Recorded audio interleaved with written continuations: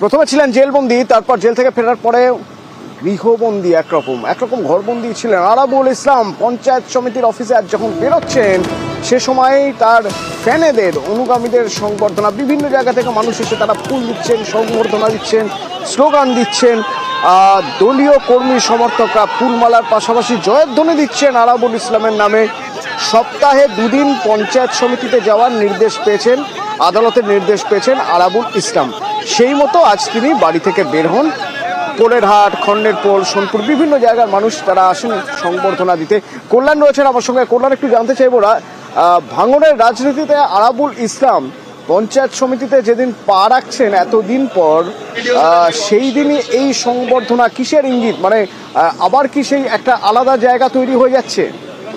একেবারে অতনুদা জানিয়ে রাখি, যে মুহূর্তে আরাবুল ইসলাম গ্রেপ্তার হয়েছিল এবং তারপরেই যখন 5 মাস পর জামিন পায় এবং তারপর দীর্ঘ 5 বছর অর্থাৎ প্রায় 10 মাস পর্যন্ত কিন্তু আরাবুল ভাঙড়ের রাজনীতি থেকে অনেকটা দূরেই ছিল। আর এই 10 মাসে যথেষ্টভাবে নিজের ঘর গুছিয়ে নিয়েছে কার্যত শওকত মোল্লা। নিজের মতন করে নিজের লবির যে সমস্ত লোকজন ছিল তাদেরকে দায়িত্ব দেওয়ার পাশাপাশি যারা পঞ্চায়েত সমিতি থেকে শুরু করে এমনকি যারা পঞ্চায়েতের যারা দায়িত্বে ছিল তাদেরকে সব কিন্তু এখন বর্তমানে শওকত মোল্লা ঘনিষ্ঠ হয়ে গেছে। কিন্তু আরাবুল ইসলাম যখন আজকে কোর্টের রায় নিয়ে প্রথম আসছিলেন তখন প্রায় 1000 খানেক লোক নিয়ে কার্যত তিনি ভাঙড় 2 নম্বর এই যে পঞ্চায়েত সমিতি সেই পঞ্চায়েত সমিতিতে এসেছিলেন। কিন্তু সমস্যা হচ্ছে আরাবুল ইসলামের অবর্তমানে আরাবুল এই যে পঞ্চায়েত সমিতির যে ঘর, সভাপতির যে ঘর, সেই ঘরে শওকত মোল্লা ঘনিষ্ঠ খায়রুল ইসলাম তিনি কিন্তু কার্যত দখল নিয়েছে এবং তার যে ভূমির তিনি যে কর্মাধ্যক্ষ সেই কর্মাধ্যক্ষর বোর্ড লাগিয়ে আরাবুল ইসলামের বোর্ড খুলে দেয় এবং সেইভাবেই কিন্তু রয়েছে। আরাবুল ইসলাম দীর্ঘ